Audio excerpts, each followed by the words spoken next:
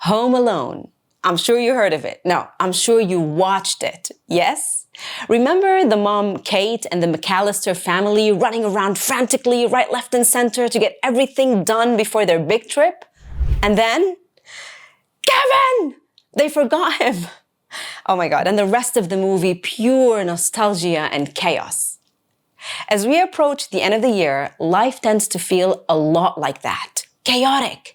Whether you're working on closing out deadlines or planning holidays with family and friends or juggling all those last-minute to-dos, it's easy to get so caught up in the rush that something or someone gets left behind.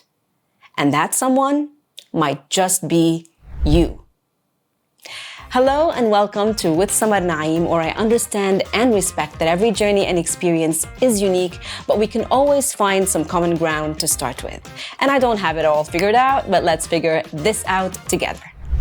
Today, let's talk about how to navigate requests and commitments during busy periods with grace and warmth and without losing yourself in the process.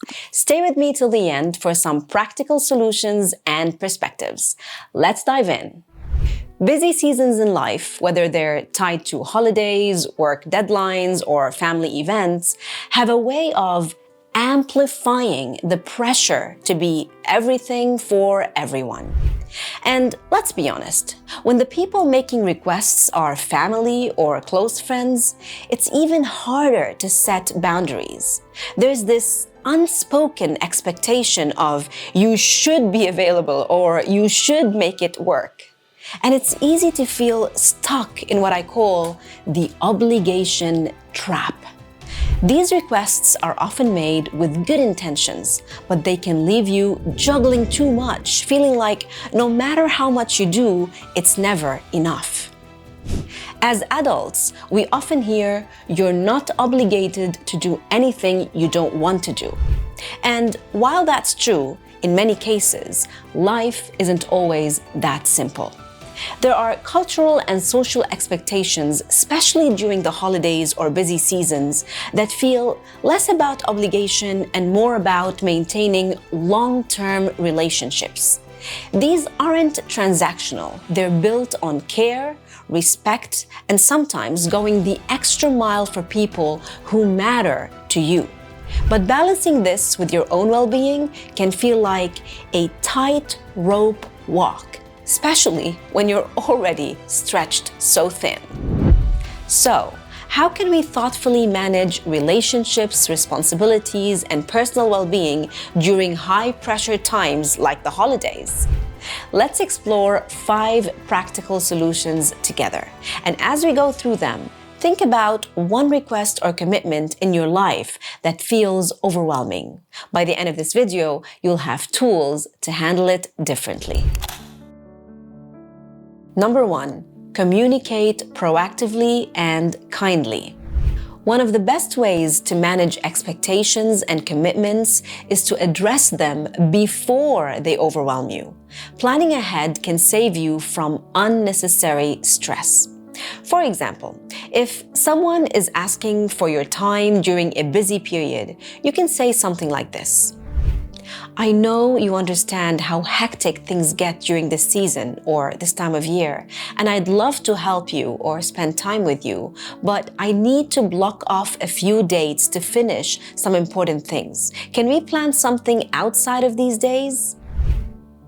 Just by saying, "I know you understand how hectic or busy it is," even if they don't really understand, you bring it to their attention graciously and set a collaborative tone. This kind of proactive communication gives clarity, sets expectations, and shows your willingness to connect on terms that work for you. Here's a useful tip. Create more buffer days than you actually need and block them. This way, if things shift, you still have room to breathe. Number 2, offer options instead of saying yes to everything. When someone makes a request that feels overwhelming, offer them options that align with your schedule and energy.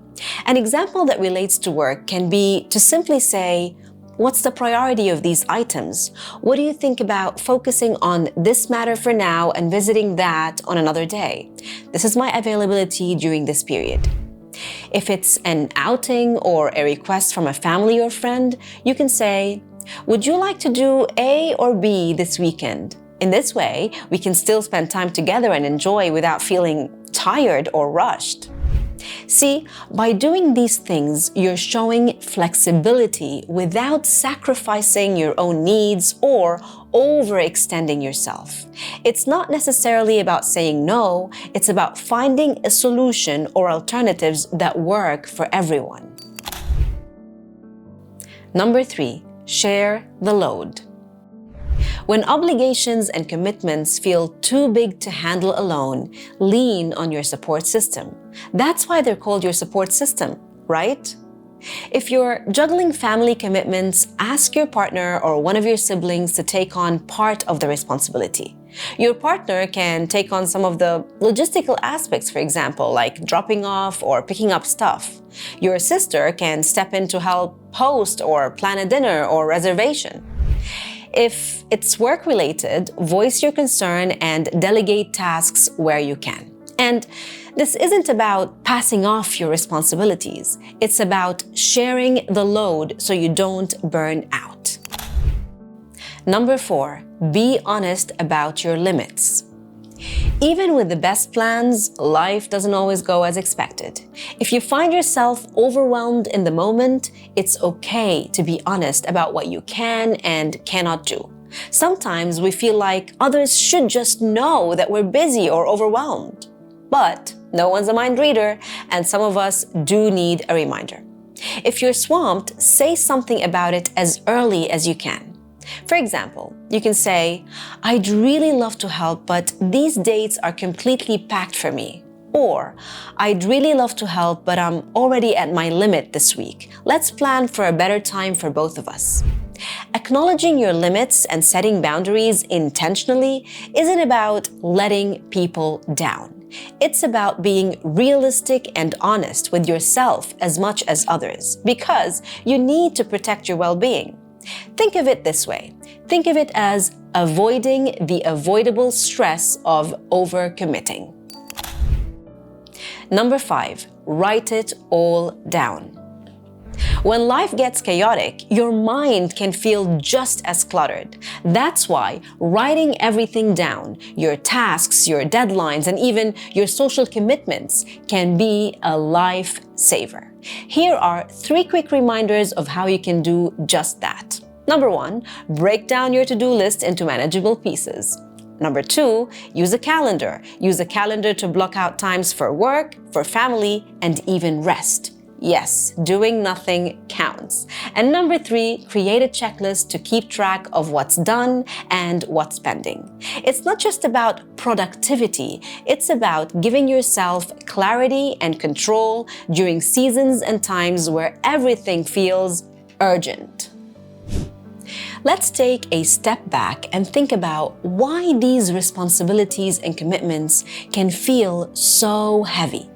Is it because they're truly unmanageable? Or is it because we've been taught to say yes even when it drains us? What do you think? Let me know in the comments. I'd love to hear your thoughts. Here's the metaphor to keep in mind. Think of yourself as a car, or if you prefer, an electric one. If your fuel tank is running low, or if you're not recharged, then what are you really running on? If you're running on empty, you can't show up fully for anyone. Not your family, not your friends, not your colleagues, and certainly not yourself. So instead of asking, how much more can I give? Start asking, how can I recharge so I can show up better? Then, take the needed steps to get there. Life gets busy, that's a given. And whether it's during seasons like the holidays or any other demanding period of the year, the challenge isn't just about managing your time, but it's also about managing how you show up for others and for yourself. Whether it is proactively communicating, offering options, asking for help, setting boundaries, or writing down your priorities, it's not about saying no to everything, and it's definitely not about overcommitting to everyone.